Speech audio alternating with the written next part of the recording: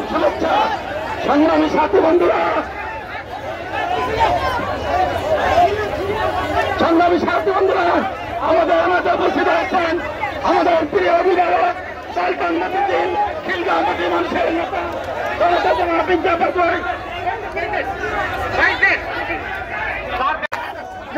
জনাব মির্জা আব্বাস সাহেব। আপনাদের সবাইকে ঈদ উপহার দিয়ে যাবেন। শহীদ রাষ্ট্রপতি জিয়াউর রহমানের শতবার্ষিকী উপলক্ষে আপনারা শৃঙ্খলা সহকারে যাবেন। সংগ্রামী সাথী বন্ধুগণ, এখন আমাদের মধ্যে ত্রাণ বিতরণ করছেন আমাদের ঢাকার সাবেক মেয়র, বাংলাদেশ জাতীয়তাবাদী দলের স্থায়ী কমিটির অন্যতম সদস্য জনাব মির্জা আব্বাস। মির্জা আব্বাস, আপনারা শৃঙ্খলাভাবে দাঁড়ান, সবার জন্য রাখা হয়েছে, আপনারা কেউ উচ্ছৃঙ্খলতা করবেন না।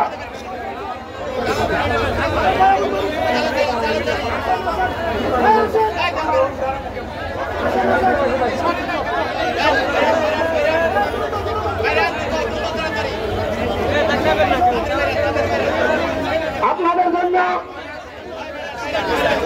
রাষ্ট্রপতির শতবার্ষিকী উপলক্ষে আমাদের জননেতা জনাব মির্জা আব্বাসের আপনাদের জন্য ঈদ উপহার রাখছেন। আপনারা শৃঙ্খলাভাবে আসুন, আমরা প্রত্যেককে ঈদ উপহার নিয়ে দেবো মির্জা আব্বাস সাহেবের পক্ষ থেকে এবং পল্টন থানা বিএনপির পক্ষ থেকে।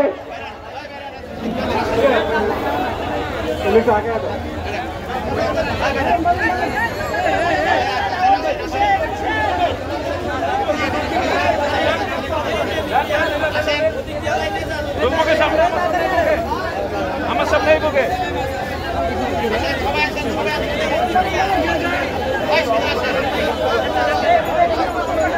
বিসমিল্লাহির রহমানির রহিম। সংগ্রামী সাথী ও বন্ধুগণ, সাংবাদিক ভাই ও বোনেরা, আসসালামু আলাইকুম। মহান স্বাধীনতার ঘোষক, জেড ফোর্সের অধিনায়ক, মুক্তিযুদ্ধে রণাঙ্গনে বীর মুক্তিযোদ্ধা, আধুনিক বাংলাদেশের রূপকার, বহুদলীয় গণতন্ত্রের প্রবর্তক, বাংলাদেশ জাতীয়তাবাদী দল বিএনপির প্রতিষ্ঠাতা শহীদ রাষ্ট্রপতি জিয়াউর রহমানের ৪৪তম শাহাদত বার্ষিকীতে আজকে পল্টন থানা বিএনপি আয়োজিত সুস্থতার মাঝে বস্ত্র বিতরণ অনুষ্ঠানে আমাদের মাঝে উপস্থিত আছেন প্রধান অতিথি, বাংলাদেশ জাতীয়তাবাদী দল বিএনপি স্থায়ী কমিটির সম্মানিত সদস্য, সাবেক সফল মেয়র, সাবেক সফল মন্ত্রী, বারবার নির্বাচিত সংসদ সদস্য, বিএনপি জাতীয় স্থায়ী কমিটির সদস্য জনাব সংগ্রামী জননেতা জনাব মির্জা আব্বাস আমাদের মাঝে উপস্থিত হয়েছেন। আমরা ওনাকে আপনাদের সামনে বক্তব্য রাখার জন্য অনুরোধ করছি। ভাইয়েরা, শহীদ রাষ্ট্রপতি জিয়াউর রহমানের ৪৪তম শাহাদত বার্ষিকী উপলক্ষে আয়োজিত আজকের এই দরিদ্রদের মাঝে কাপড় এবং খাদ্য বিতরণের এই অনুষ্ঠানে অবশ্যই আমার বৃহত্তর ঢাকা মহানগরী বিএনপির সাধারণ সম্পাদক রবিন,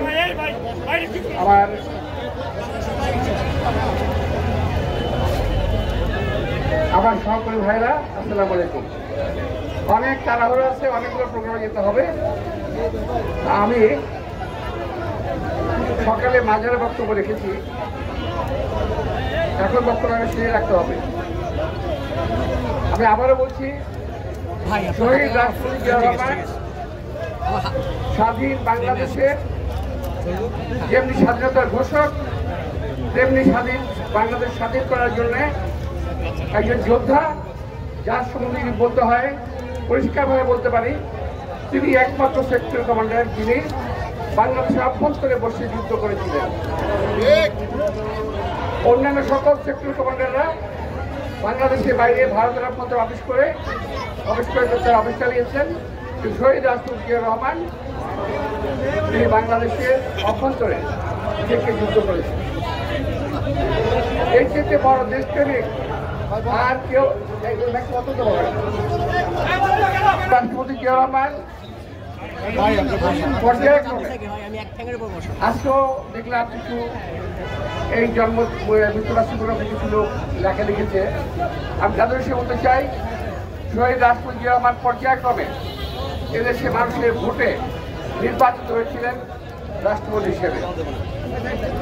শহীদ রাষ্ট্রপতি জিয়া রহমান তিনি এই দেশে যে সংস্কার করেছিলেন, আজকের এই সরকার সারা জীবন চেষ্টা করে সংস্কার করতে পারবে না।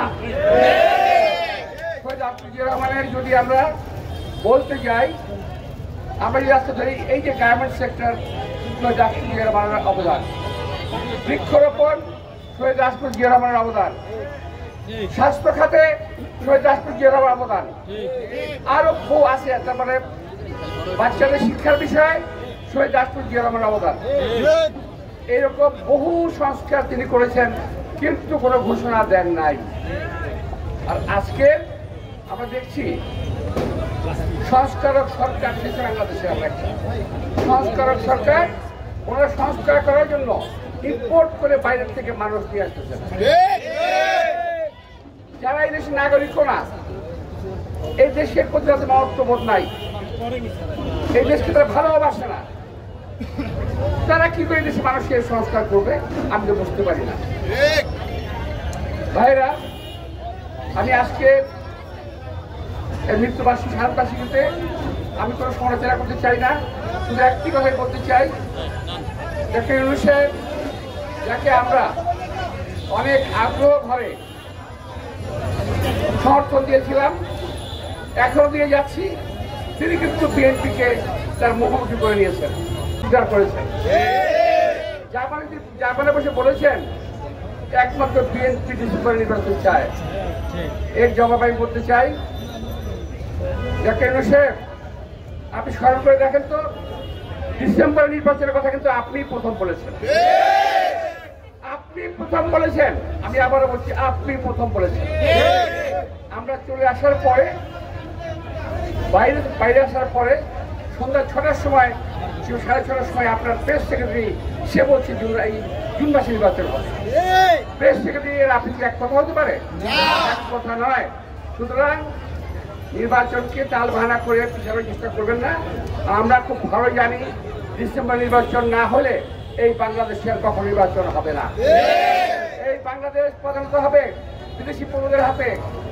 আজকে আমার এখানে আমরা যেভাবেই হোক খাদ্য বন্টন করছি, আমরা কাপড় দিচ্ছি, সে মাটিতে খাওয়া নাই, কাপড় নাই, মানুষ বাচ্চা কাচ্চা স্কুলে যেতে পারে না, সেদিকে কোনো খবর নাই।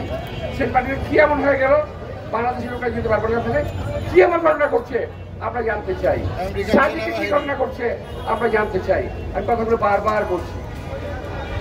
আবার অনেকেই বলছেন নিউ মরিং টার্মিনাল। আরে ভাই, 30,000 কোটি টাকা ব্যয়ে এই নিউ মরিং টার্মিনালকে আধুনিকায়ন করা হয়েছে। বিশ্বের যে কোনো টার্মিনালের মতোই এই টার্মিনালের অত্যন্ত কর্মক্ষমতা রয়েছে, অনেক রকম সকল রকম সুবিধা রয়েছে এই টার্মিনালে। এই টার্মিনাল কেন আমরা বিদেশে দেবো? যে বিদেশিরা আসবে তারা কি টাকা কামাবে এখান থেকে? টাকা যদি তারা কামায় সেটাকে বাংলাদেশে রাখবে? বাংলাদেশে রাখবে না। সুতরাং এই বিদেশিদের প্রতি প্রেম ভালোবাসা ছেড়ে দেন, দেশের মানুষের প্রতি ভালো রাখেন। আমরা যেমনি ছিলাম আমরা তেমনি থাকতে চাই, আর একটু ভালো হতে চাই, খারাপ হতে চাই না। আমাদের কর্ডিনের দরকার নাই, নিউ মরিং টার্মিনাল কাউকে দরকার নাই। আমরাই চালাবো আমার দেশে, আমরা দেশের লোক তৈরি করবো, এই দেশের লোক কন্টেনার চালাবে। এটা নিউ মরিং যে মানবিক করিডোর,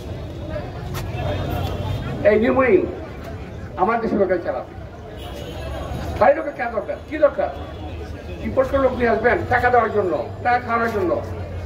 আমি আরো কিছু খারাপ কিছু বলতে চাই না। আজকে আমি শেষ করতে চাই, আপনাদের সবাইকে আন্তরিক ধন্যবাদ জানাচ্ছি যারা কষ্ট করে উপস্থিত হয়েছেন। আমার যে ভাইয়েরা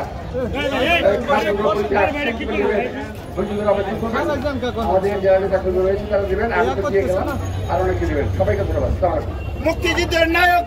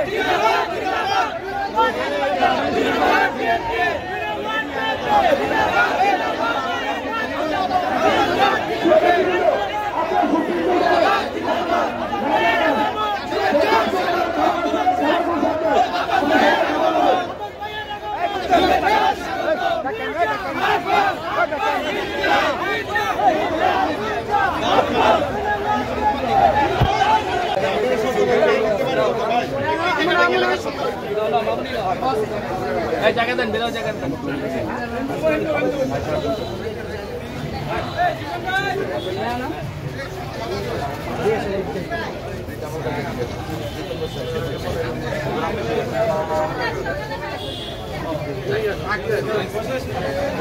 Thank you.